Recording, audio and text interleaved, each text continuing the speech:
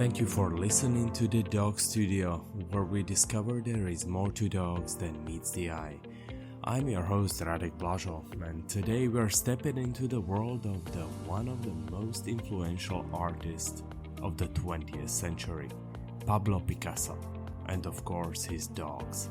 And if you are listening to this on the day that the episode was published, today is April 19th. Which is marking exactly 68 years since Picasso met his most famous dog, the dachshund Lump. But in the process of making this episode, I was happy to discover the role the dogs played in the artist's world was far from being just cherished companions. They were his muses, they inspired him, they provoked him, and some even destroyed his art. But that is not all. One of the dogs nearly helped the artist to offend the United States of America, and together they almost caused the international incident. Stay tuned for the really interesting episode. This story is about dogs of Pablo Picasso. This was a love affair. Picasso would take the dog in his arms, feed him by hand. That little dog, he just took over. Hell, he ran the damn house. This colorful quote comes from David Douglas Duncan. He's talking about Picasso and of course his dachshund Lump, probably the most remarkable dog of Picasso's life. I have to say, personally, I wanted to do the story of Picasso and his dog since ever I had the idea of the podcast. Because ever since I was a young boy, I was always interested in dogs. I vividly remember seeing pictures of Picasso with these red, smooth-haired dachshunds in the magazines, and they fascinated me. Actually, all the pictures I'm talking about were taken by David Douglas Duncan himself. He was the renowned American photographer and also one of Picasso's closest friends. For 17 years, Duncan captured the intimate moments at Picasso's villa La Californie in the south of France. And he is also the man who brought Lump, the dachshund, into Picasso's world. Well, brought might be putting it mildly, because Lump wasn't actually gifted to Picasso.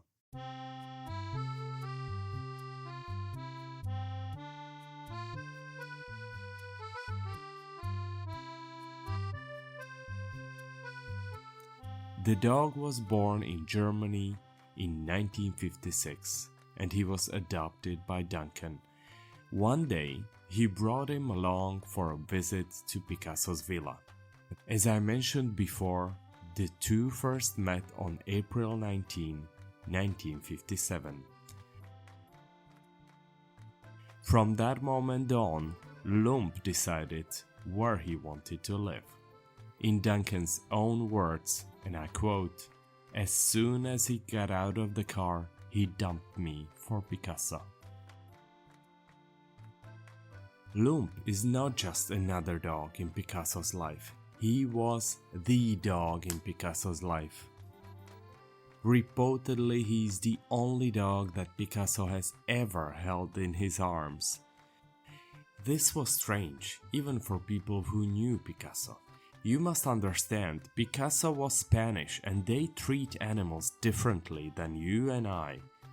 This quote is from Duncan describing Picasso's attitude towards animals. While Picasso loved them, he still regarded them just as animals. This of course changed with Lumpo, or Lumpito as the artist used to call him.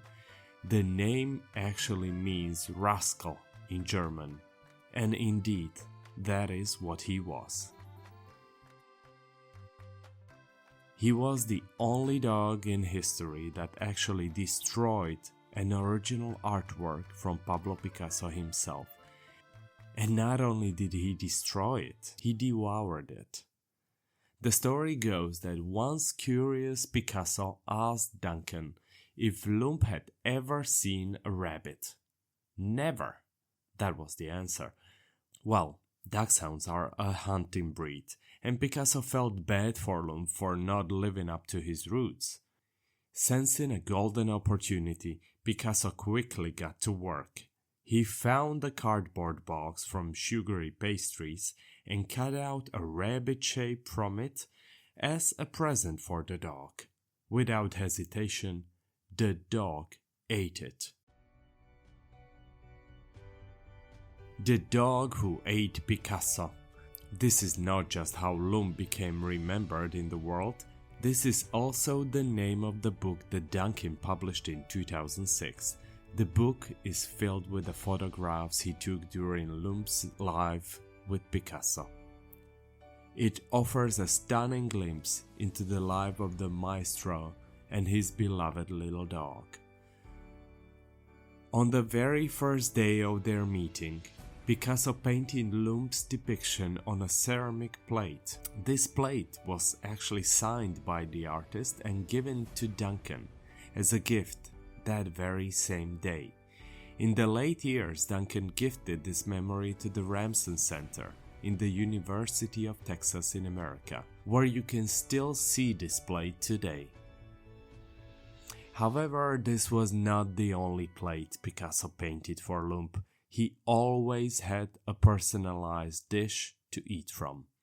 Imagine that, a dog eating from an original Picasso artwork. Well, some are just lucky. Some of these plates have been later sold at the auction for as much as $90,000.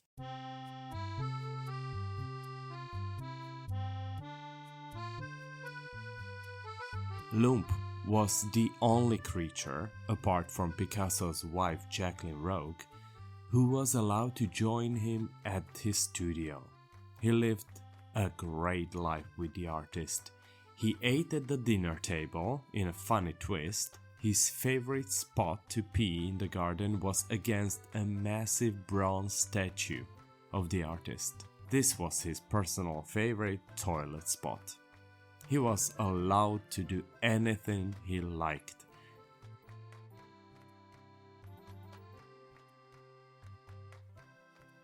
Lump also appeared in many of Picasso's works. One of the most famous is the simple drawing of Lump. It's his portrait in one continuous line. To this day, this is also one of the most tattooed art pieces, but that's not all. Picasso also immortalized Lump in 15 of his reinterpretations of Velázquez's Las Meninas. This is a huge thing and kind of rebellious act for Picasso himself. He was painting these reinterpretations of the Spanish masterpiece. That in itself is a huge thing and a huge task to do. Picasso, of course, was Spanish, and the whole world was watching to see what the results will be. The original Spanish painting featured a majestic Estrella mountain dog. This is a large Mastiff-like breed, one of the Spanish national breeds of dogs. When Picasso started to paint recreations of this historical piece, he painted 45 versions of it. And in 15 of them, he swapped the original big dog for Lump. Instead of this majestic symbol of Spanish pride, he placed his beloved little dachshund. This was kind of a funny twist to the painting and also quite a risk from the Spanish artist himself. But reportedly, Picasso did it on purpose to make sure Lump remained in the art history forever. And so he does. Despite Lump's glamorous life, there was one time when he almost lost his life. Once Duncan came to visit Picasso at his villa, but Lump was nowhere to be found. When asked about him, Picasso said that the dog has become paralyzed and was taken to a vet. Duncan got scared. Could this be the end of Lump? He was still a young dog. The thought of him being lost, well, that was something nobody wanted to think about. Duncan immediately rushed to the vet clinic, not knowing whether he was going to make it, if he's going to still find Lump there and maybe say the last words to the dog, or maybe he will not be alive at all. All of these thoughts rushed through his head, but when he entered the hospital, Lump was still alive. He immediately recognized Duncan and tried to rush to meet him, hardly pulling his back legs limp on the floor. And despite this welcome, Lump was far from being himself. There was no spark in the dog. He was sad and far from the rascal Duncan used to know. He was skinny. The vet said the dog doesn't want to eat, but Duncan had some crackers in his jacket and offered them to Lump. On the spot, the dog ate them like a starving beast. That's when he realized there is something wrong here. Later in the interview he described, and I quote here, "That son of a bitch vet was not feeding him. He gave up on him completely." He scooped Lump off from the floor and immediately knew he had to do something. He found a different vet, brought Lump to a specialized clinic in Germany, feeding him peanut crackers in the car during the journey. It took the specialist vet just a few minutes to determine that Lump was not paralyzed at all. Although his recovery took several months, he eventually made the full comeback. However, he walked with a distinctive wobble afterwards, like a drunken soldier, as Duncan used to describe it. Well, the effort to save him was well worth it, as Lump went on to live another 10 years after his recovery. But Lump wasn't Picasso's only canine companion. Dogs were a lifelong love for the artist. He grew up with them. There is even a cardboard cutout of a dog that Picasso made at just 9 years of age. Now this piece is displayed in the Picasso Museum in Barcelona. Over the years, Picasso had owned Dalmatians, terriers, and in his later years he developed a passion for the exotic Afghan hound. During a photo session in his studio, Picasso once asked the photographer about his Afghan hound. "Have you noticed how he can strike a pose so extraordinary that one thinks of anything but a dog? Look at him from this angle. Does he look more like a shrimp than a dog?" Clearly, Picasso was captivated by the artistic qualities and elegance of the breed. One of his dogs was named Kabul, named after the capital of Afghanistan. This dog sparked the controversy all over the art world. He put Picasso in a very unflattering position. In 1967, Picasso was commissioned to create a sculpture to the city of Chicago. Designed by the famous artist Pablo Picasso, this steel sculpture stands 50 feet high and weighs 162 tons. The face may be modeled from African sculpture that appears in many of Picasso's early works, though no one is certain what the work is supposed to express. Picasso never gave any details.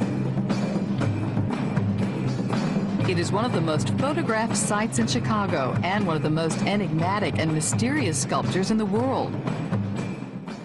The sculpture is made in the typical cubist form and style. Picasso made a little model of the piece before the actual sculpture was ever placed in Chicago. This flew around America. Nobody could figure out what it is. The public speculated. Some people were offended, media was shaken, and the frenzy continued for many weeks. And there's that thing from Picasso, whatever it is. That's beautiful, isn't it? Profile of a man and woman, or whatever you want to call it. I could never figure out what that thing was. I mean, Picasso did some nice stuff, but why couldn't he give us something we could understand? What do you think it looks like? Something that I was eating pickles and ice cream and things for dinner, and I dreamed it. I think it looks like a woman of justice, perhaps. I think it's a piece of scrap metal that sells for $12 a ton. I don't know what it is, but... Well, from this angle, it looks like a lady. On the day of the unveiling of the statue in Chicago, there were people protesting this piece, and many were offended. Because Picasso himself never commented on the piece, the critics decided that for sure this was a bad depiction of a woman with a very long nose.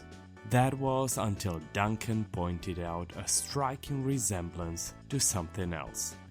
He wrote an op-ed for the Chicago Tribune, saying, "I burst into delighted laughter upon seeing an old friend, Kabul, Picasso's indolent Afghan hound, who had been sprawling around the maestro studio for years." What? Is this really a sculpture of a dog? Some critics accused Picasso of playing a joke on Chicago. The author John Kennedy expressed his sharp critique in an article titled "Picasso in the Wilderness." This was published in the New York Times on August 27, 1967. Kennedy was deeply offended by the notion that this unique work, which was meant to stand as one of the city's artistic highlights, could be interpreted as a dog. He wrote, "As a dog portrait, this sculpture would be truly a cheap joke that some Chicagoans feel played upon them. The sculpture is reduced to a game of charades." The controversy surrounding the sculpture took months to settle. Ultimately, it was Duncan who resolved the mystery during a conversation with Picasso. He later reflected, "I told him, 'It's Kabul.' Picasso looked at him and replied, 'Of course it's Kabul. Who else?'" So if you are a dog lover and you find yourself visiting the city of Chicago, make sure to feast your eyes on this amazing statue. It's a tribute to a well-renowned artist who made sure his beloved dog is on the display for people for decades to come. I never could figure that thing out. It's beautiful, but I don't know what it is. I guess you don't have to know what it is. It's just nice.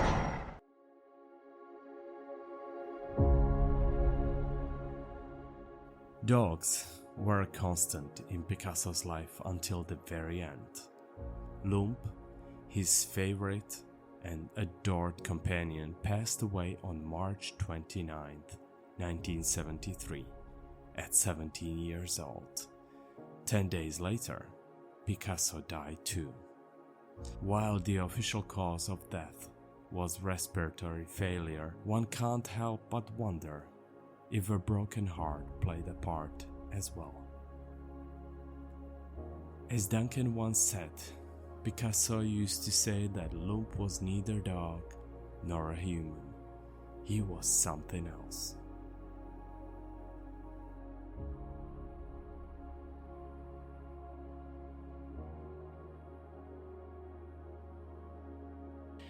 Thank you for joining me on this episode of The Dog Studio. If you want to dive deeper into Picasso's canine connections, visit our website for more resources. Don't forget to follow, rate, and share this podcast. It helps us to keep bringing you stories about dogs and their part in the history of mankind. Until next time, enjoy your dogs.